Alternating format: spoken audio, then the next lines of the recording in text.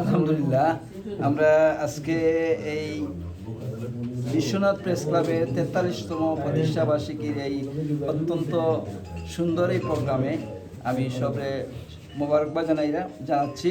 এবং আমার মনে পড়ছে যে আজ থেকে 43 বছর আগে আমরা এই প্রেস ক্লাবের যাত্রা শুরু করেছিলাম। তখন সাংবাদিকদের সংখ্যা কম ছিল এবং মফস্বলে আমরা হাঁটি হাঁটি পা করে এগিয়ে গিয়েছিলাম।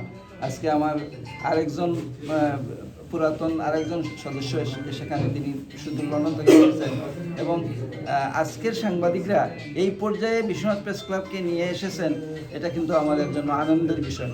আমি এই একজন প্রতিষ্ঠাকালীন সদস্য হিসাবে আজকে আমি এখানে উপস্থিত থাকতে পেরে আমি নিজেকে ধন্য মনে করছি এবং উত্তর বিশ্বনাথ প্রেস ক্লাবের সমৃদ্ধি এবং অগ্রযাত্রা অব্যাহত থাকুক এই কামনা করে আমার কথা শেষ করছি।